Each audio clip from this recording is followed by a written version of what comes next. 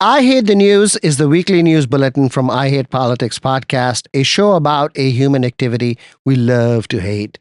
I am Sunil Dasgupta. It's January 14th, 2025. Montgomery County Council member Will Jawando makes a big political play, opposing a new housing density strategy for the county that would have allowed increased building in a broad swath of the jurisdiction. State budget cuts on the anvil could include 5% cut for the University System of Maryland. That's $350 million on a $7.3 billion budget as of last year. The Town of Cheverly in Prince George's County files 2 lawsuits against the neighboring town of Bladensburg for moving forward with plans to annex land where a large new development project is to be built. And more. Stay with us.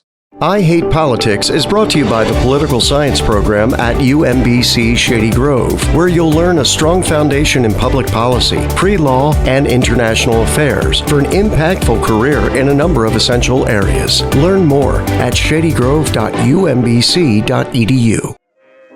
I Hate Politics is a podcast about our neighborhoods, workplaces, schools and streets, and our local governments as they function in diverse and democratic societies. This means our politics are messy, dirty, sometimes corrupt, with often self-serving politicians.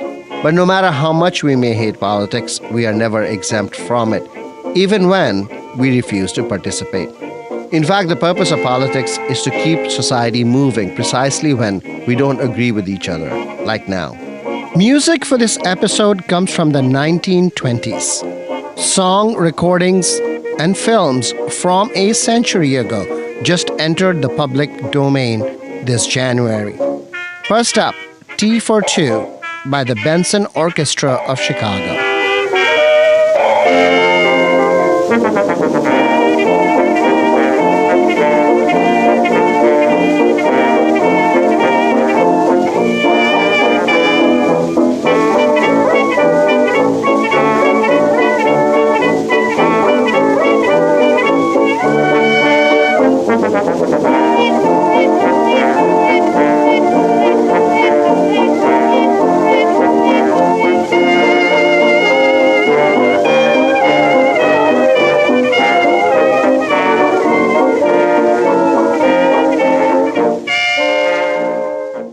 Montgomery County Council member Will Jawando, who is widely seen as getting ready for a run for the county executive's position in 2026, made a big political gamble last week by coming out against the attainable housing strategy, which would have allowed more building density across a wide swath of the jurisdiction. Jawando's move makes a claim on the incumbent county executive Mark Elrich's voter base, which has been both against increasing building density and extraordinarily loyal to the county executive. Since county voters passed a new term limit law last November, Elrich is not able to run again. And the 2026 county executive race is shaping up to be the local contest to watch. Jawando, who has supported increased housing density around transit stations, said in a statement that he is not against more housing, but rather just this particular version of the policy. Not surprisingly, he has been pilloried by housing advocates who often go by the moniker YIMBY, which stands for Yes in My Backyard. But does he stand to gain more support from the other side, the NIMBYs, which stands for Not in My Backyard? A December 2024 poll by the Democratic polling firm Data for Progress found that 73% of county voters supported the new housing strategy. But longtime Montgomery County resident and political observer Julie Statland says this might not be the entire story. If he is eyeing a county executive race, and when you look at who votes in a primary and who Mark Elrich has as his primary base, that he just put out there that he is their candidate. if you think about who's running, right? Mark's always been very successful in winning in a primary because he's had the largest base. And everybody else gets in the races and they split the votes. So he ends up with 40% reliably. Maybe the last one, it was only by 6 votes. It was 200 before, but reliably, he gets that. If he's in alignment with Mark and moving step with Mark right now, because he's the council vice president, he moves into a good relationship and getting his policies met as well, right? Because Mark is still the county executive for the next couple of years. So I think that he is attracting a base. He is working with the current county executive, and he's positioning himself differently than Andrew. And I think Evan might get in the race too, but I think he's positioning himself differently. Andrew is council member Andrew Friedson, and Evan is council member Evan Glass. Yes. Jawando has received significant criticism from housing advocates, the YIMBYs, the Yes in My Backyard people. I don't think enough. I don't think the YIMBY advocates are organized in mass. I think that there's definitely a group, and I think there's definitely a group of people with attainable housing. But you have to remember, Will's young. He's a young family man. He's got kids in the community. He's got a wife that's very well respected in the community. He has people he went to college with, people that he worked with in the Obama administration, people that he's worked with on the county. He did the RISE program. I mean, he is connected. So his base of voters are going to vote for him because he's him. So I don't know that the YIMBYs will be able to be enough critical mass to take enough away from him. I also think it doesn't hurt him either way. There are a group of very wealthy political donors that are reliably Democratic in Montgomery County, and he has a PAC to help Democrats get elected. So he helps himself either way. If he's running for county executive, he helps himself. If he's looking to be a power broker and raising funds for other candidates running for office, he helps himself. I don't see a downside to it for him.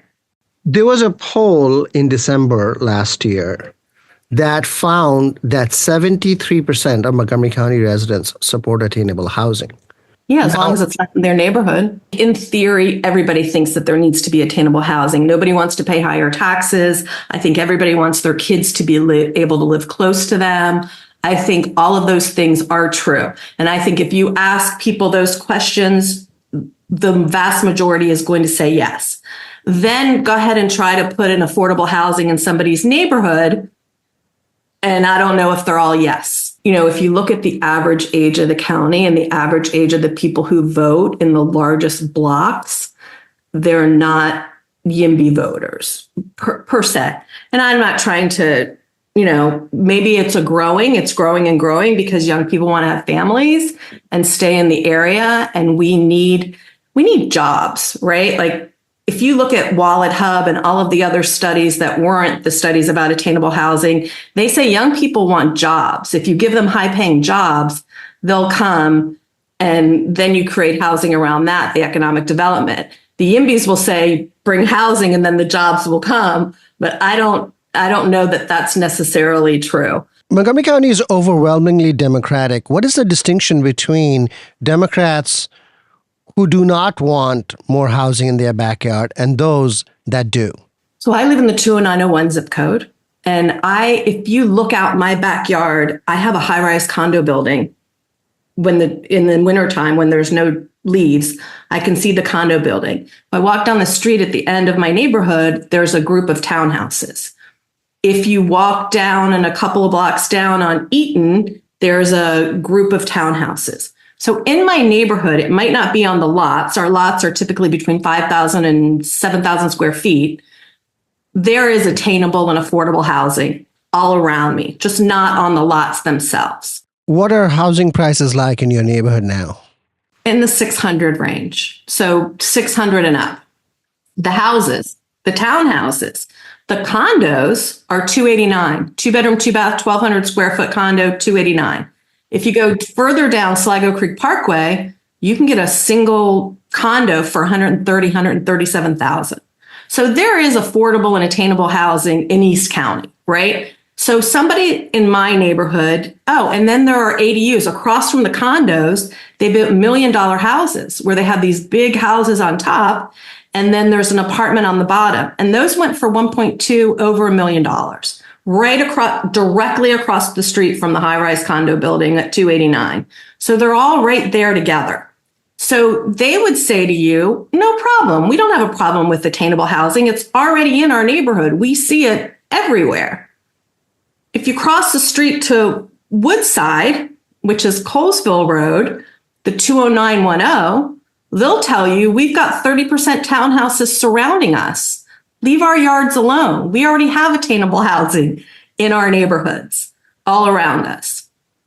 If you go to Wheaton, so I'm talking about East County now. That's where I'm talking about, East and Southeast County. If you go to Wheaton, Kim Persad and her groups are saying, you're going to raise our taxes. You're going to price us out of our neighborhoods. You can't afford to buy the land. So if you buy land for this attainable housing or the Thrive program, the cost of the land is so expensive. What you're going to have to sell these homes for is going to price us out. That's Southeast County. If you cross 16th Street to West County, you have people that are reliably Democratic, have signs in their yards that say Black Lives Matter, all the things. They give lots of money to political candidates, and they don't want their kids bussed out of their neighborhood. They want their kids to be able to walk to school in their neighborhood. And they don't want attainable housing in their yards because they believe it'll take their property values down. So, there's a dichotomy of, yes, I'm Democratic. Yes, I believe in all the causes, but I don't want my property values going down. This is a house I worked my life for, to move into this neighborhood, to get into the better schools, to bring my kid over here. And why should I? This is my retirement investment. This is, my livelihood. My kid's making friends in the neighborhood. Why are you going to do that? So in a matchup between Councilmember Friedson and Councilmember Jawando, how does this play out? I don't know. That's a tough one because Andrew is smart and he's a prolific fundraiser and he's well-liked across county by a lot of people. I mean, Will saying that may have just saved him the aggravation of having to deal with it in the election, because if they don't do anything about it, he saves Andrew, really. Julie Statlin, thank you. You're welcome.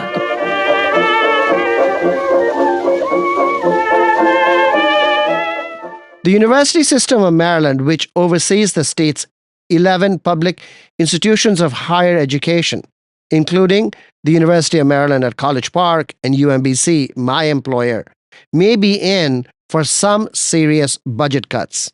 The system has an annual budget of over $7 billion, just north of 10% of the state's total spending. With the state now in a budget crisis, there is talk of cutting as much as 5% of that, so roughly $350 million. Here is Brian Feldman, the chair of Maryland Senate's Education, Energy, and Environment Committee. I met with the University System of Maryland, all the 12 institutions, and they're prepared to, I think they've basically been told they're going to face some potentially 5% cuts across the board. So when we talk about an educated workforce and all that kind of thing, I mean, that's going to be painful. State Senator Jim Rosapap, vice chair of the Budget and Taxation Committee, who used to be on the university system's board of regents, added this. During the fat years, we were very generous with lots of programs, including the university system, frankly. Very people know this, but the University System of Maryland has no mandatory funding in the state budget. Every year, the governor and the legislature decide how much we're going to give the University System of Maryland. In contrast, the community colleges and the private colleges have a formula that say they get X% of what the University System of Maryland gets. As a political compromise struck years ago, those kinds of issues, I think, need to be rethought for the longer term. And this is an opportunity to do it.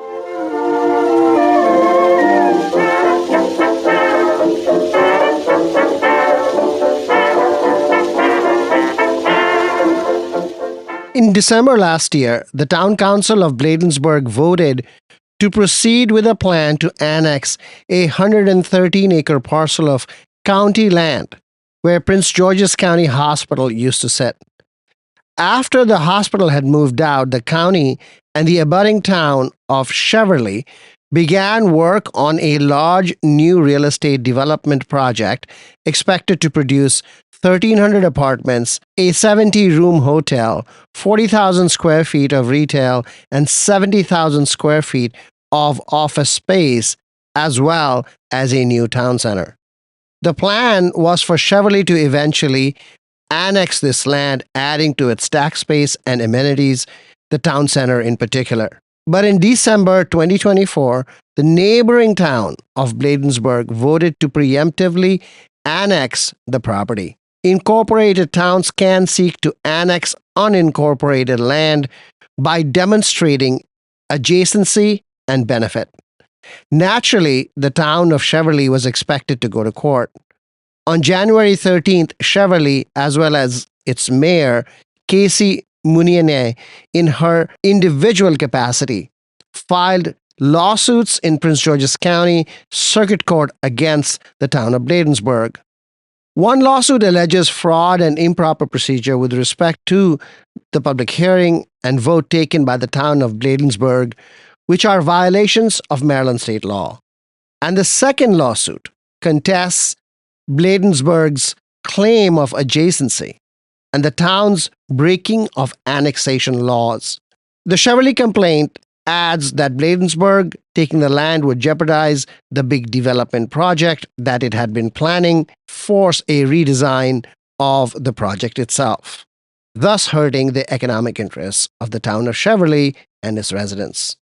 One underlying bone of contention was that Cheverly Mayor Muniene was running to replace Jolene Ivy as the District 5 council member in the county, which Bladensburg officials reportedly resisted.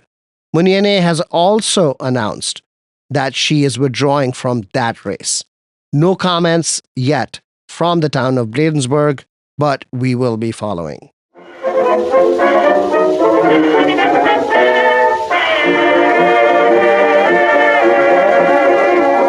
Sherwood High School in the Olney-Ashton area of Montgomery County is reportedly shuttering its agriculture and environment program.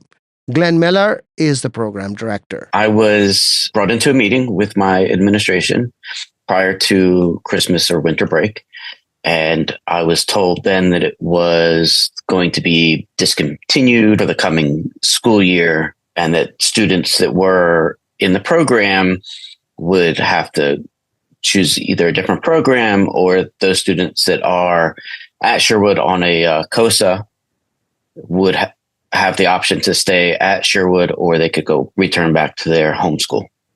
COSA stands for Change of School Assignment. Describe the curriculum on agricultural science education that you run at Sherwood High School. We run a natural resources pathway, and it's designed as an inquiry-based education around the field of agriculture. How many students have you had the last few years? We started in 2021. At that point, I had roughly 15 students. The following year, I had 8 students. And in the third year, I had about 13 to 15 again to start the year. And then almost all the students dropped. I was left with 3 students. This year, I have 15 students in the first course and 5 in the second course. Do you think there is student interest in the CASE program? Why is it going up and down? Do you have a sense of that? I think that there is a lot of interest. Unfortunately, there are a lot of requirements on students. Sometimes there's just not enough room in the schedule for that. So one of the things that really gets in the way is that it doesn't fulfill any type of graduation requirement. So this year, the reason why our numbers went up is because we did open it up to students from around the school system. We had about 250 students indicate that they were interested in the program. It then became a lottery. So the school system picked 30. What is their expectation of enrollment? I think MCPS doesn't want to run a class lower than 20. Your principal told you that he expects the program to be shut down in 2025-26, but central office has communicated differently. What have you heard from the central office? I've had some direct communications with the superintendent, and he said to me that no one at central office made that decision. The issue with that is that my principal told me that it was amongst 4 people. 3 actually are central office folk, and himself, and probably the AP was in on these conversations. They decided that it would be shut down. The director told me it was a numbers thing, that enrollment wasn't high enough. I've laid out some of the issues with why enrollment wouldn't be high enough. The problem now is that central office, or at least the superintendent, has taken a different point of view than the principal. I think in my conversations with the superintendent, he did not indicate that he thought that closing the program down this year was going to be something that happened. He did say, and I think it's fair, he said that all of the programs that are run throughout MCPS really need to be examined. This seems to be a classic case of where left-hand, right-hand communication seems to be missing. I would agree with that. Glenn Miller, good luck. Thank you. I appreciate it.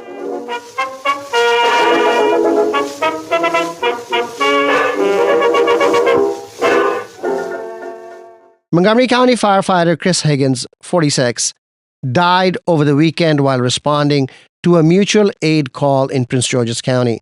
Higgins, who was the driver of the first ladder truck to arrive at the scene, was working on the exterior of the house and died of a medical condition, according to a statement by the fire chief, Corey Smedley. Higgins leaves behind his wife and 2 daughters. With snow, we salt surfaces for safety. But excessive salt damages waterways, hurts water life, and contaminates drinking water. Please use no more than 12 ounces of salt to cover 20 linear feet of sidewalk. Salt is not for traction, but melting. You should not feel the crunch of salt underfoot. Excessive salt can be swept up and saved for the next snow event.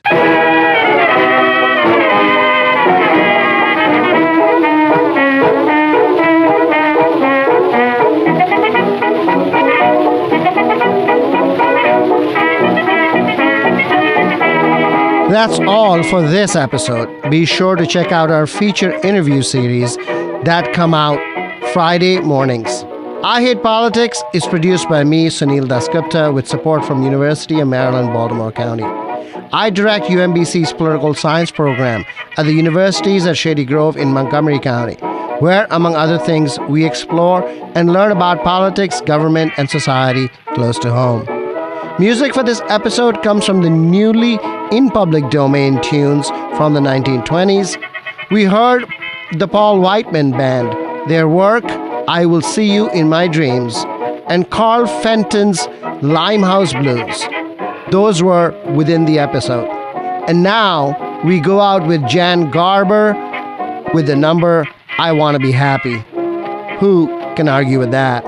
Usually we feature local music on the show. If you want to share your music on the podcast or know someone else who might want to, please email us at producer@ihppod.org. See you next time.